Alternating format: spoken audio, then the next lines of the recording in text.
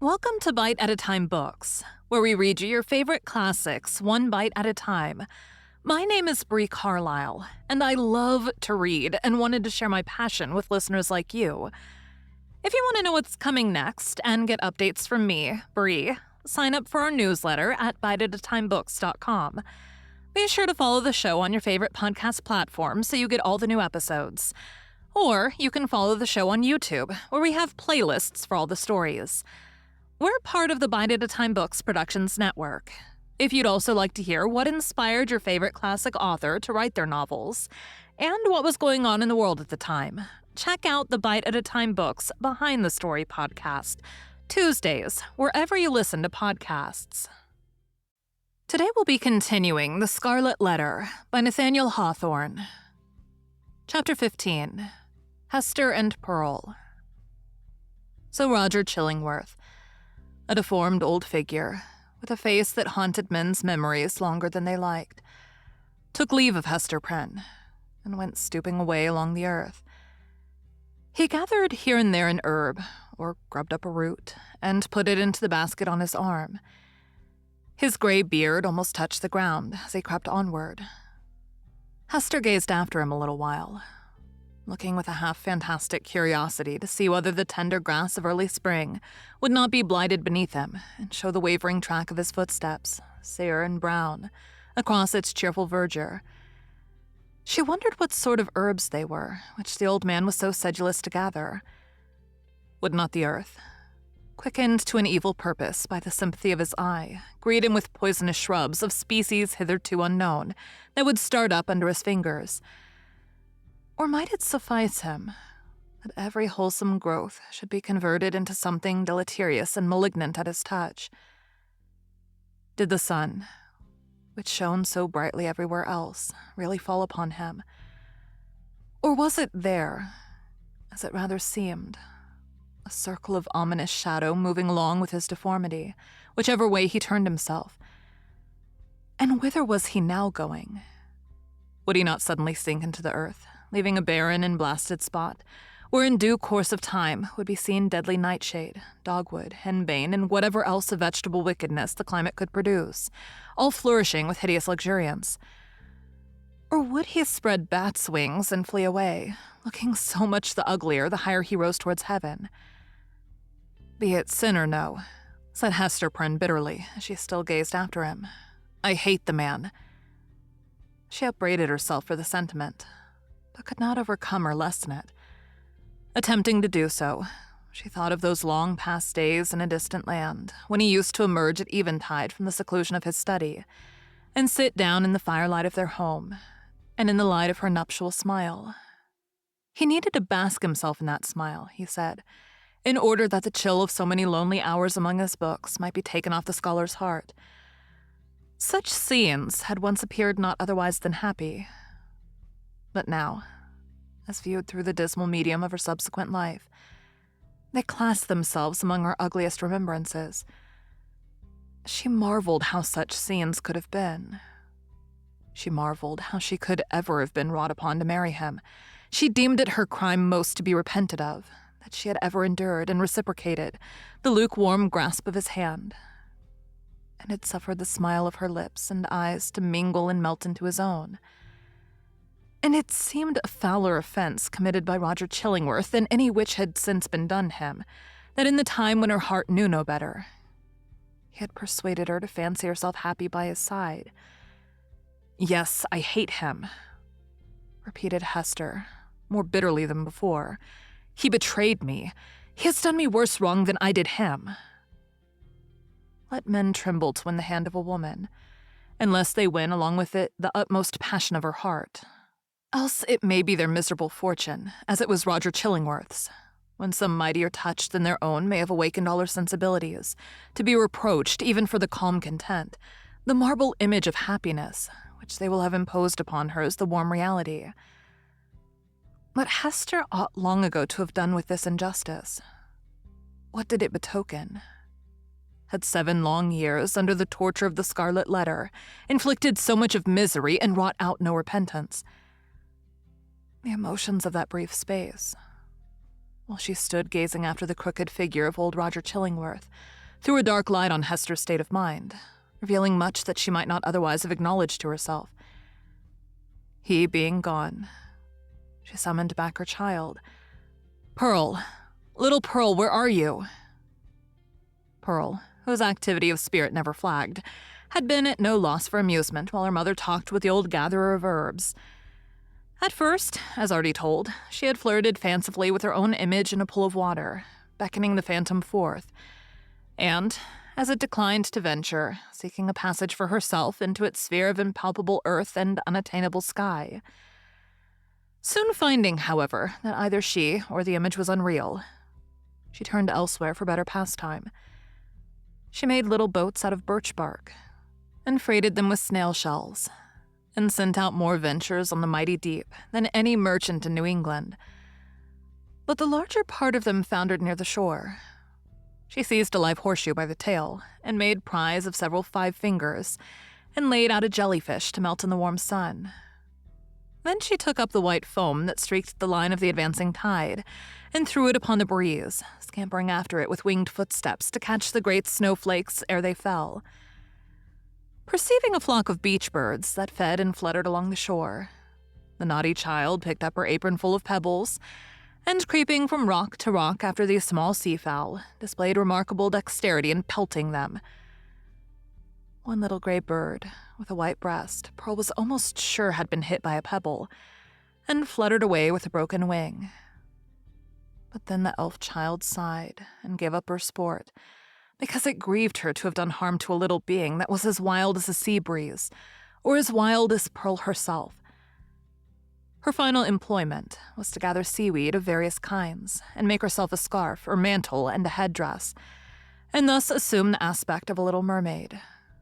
She inherited her mother's gift for devising drapery and costume. As the last touch to her mermaid's garb, Pearl took some eel grass and imitated as best she could on her own bosom the decoration which she was so familiar on her mother's. A letter. The letter A, but freshly green instead of scarlet. The child bent her chin upon her breast and contemplated this device with strange interest, even as if the one only thing for which she had been sent into the world was to make out its hidden import. "I wonder if Mother will ask me what it means," thought Pearl. Just then she heard her mother's voice, and flitting along as lightly as one of the little seabirds, appeared before Hester Prynne, dancing, laughing, and pointing her finger to the ornament upon her bosom. "My little Pearl," said Hester, after a moment's silence, "the green letter and on that childish bosom has no purport. But dost thou know, my child, what this letter means which thy mother is doomed to wear?" "Yes, mother," said the child. "It is the great letter A. Thou hast taught me in the horn book." Hester looked steadily into her little face. But though there was that singular expression which she had so often remarked in her black eyes, she could not satisfy herself whether Pearl really attached any meaning to the symbol. She felt a morbid desire to ascertain the point. "Dost thou know, child, wherefore thy mother wears this letter?" "Truly do I," answered Pearl, looking brightly into her mother's face. "It is for the same reason that the minister keeps his hand over his heart." "And what reason is that?" asked Hester, half smiling at the absurd incongruity of the child's observation, but on second thoughts, turning pale. "What has the letter to do with any heart save mine?" "Nay, mother, I have told all I know," said Pearl, more seriously than she was wont to speak. "Ask yonder old man whom thou hast been talking with. It may be he can tell. But in good earnest now, mother dear, what does this scarlet letter mean? And why dost thou wear it on thy bosom? And why does the minister keep his hand over his heart?" She took her mother's hand in both her own, and gazed into her eyes, with an earnestness that was seldom seen in her wild and capricious character. The thought occurred to Hester that the child might really be seeking to approach her with childlike confidence, and doing what she could, and as intelligently as she knew how, to establish a meeting point of sympathy. It showed Pearl in an unwanted aspect. Heretofore, the mother, while loving her child with the intensity of a soul affection, had schooled herself to hope for little other return than the waywardness of an April breeze, which spends its time in airy sport, and has its gusts of inexplicable passion, and is petulant in the best of moods, and chills oftener than caresses you, when you take it to your bosom, in requital of which misdemeanors it will sometimes, of its own vague purpose, kiss your cheek with a kind of doubtful tenderness, and play gently with your hair, and then be gone about its other idle business, leaving a dreamy pleasure at your heart. And this, moreover, was a mother's estimate of the child's disposition. Any other observer might have seen few but unamiable traits, and have given them a far darker coloring.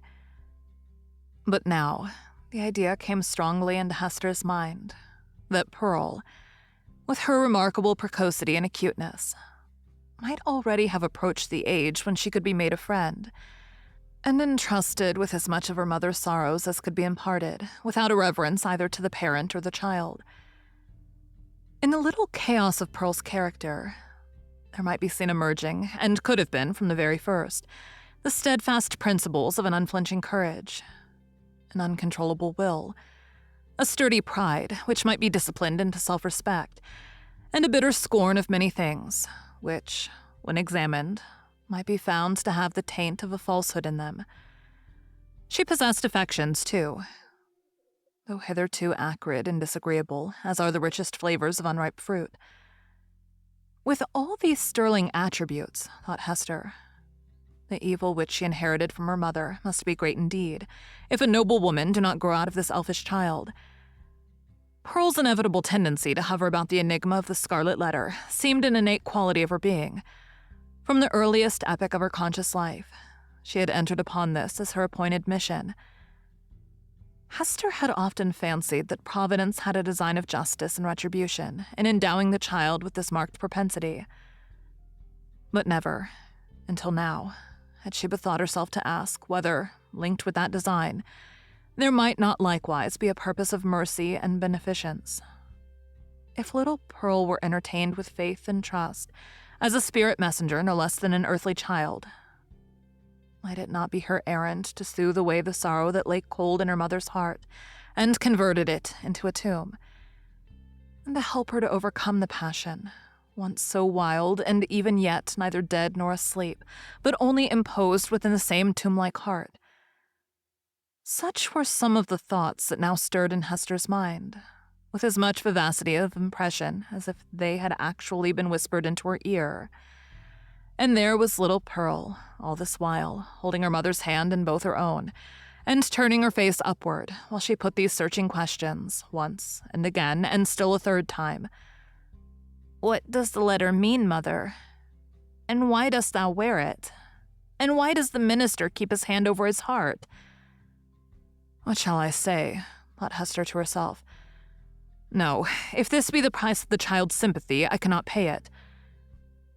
Then she spoke aloud. "Silly Pearl," said she, "what questions are these? There are many things in this world that a child must not ask about. What know I of the minister's heart? And as for the Scarlet Letter, I wear it for the sake of its gold thread." In all the 7 bygone years, Hester Prynne had never before been false to the symbol on her bosom. It may be that it was the talisman of a stern and severe but yet a guardian spirit who now forsook her, as recognizing that, in spite of his strict watch over her heart, some new evil had crept into it, or some old one had never been expelled. As for little Pearl, the earnestness soon passed out of her face. But the child did not see fit to let the matter drop. 2 or 3 times, as her mother and she went homeward, and as often at supper time, and while Hester was putting her to bed, and once after she seemed to be fairly asleep, Pearl looked up, with mischief gleaming in her black eyes. "Mother," said she, "what does the Scarlet Letter mean?" And the next morning, the first indication the child gave of being awake was by popping up her head from the pillow and making that other inquiry, which she had so unaccountably connected with her investigations about the Scarlet Letter. Mother, why does the minister keep his hand over his heart? "Hold thy tongue, naughty child," answered her mother, with an asperity that she had never permitted to herself before. "Do not tease me, else I shall shut thee into the dark closet." Thank you for joining Bite at a Time Books today, while we read a bite of one of your favorite classics. Again, my name is Bree Carlile, and I hope you come back tomorrow for the next bite of the Scarlet Letter. Don't forget to sign up for our newsletter at biteatatimebooks.com. You can check out the show notes or our website, biteatatimebooks.com, for the rest of the links for our show. We'd love to hear from you on social media at Bite at a Time Books.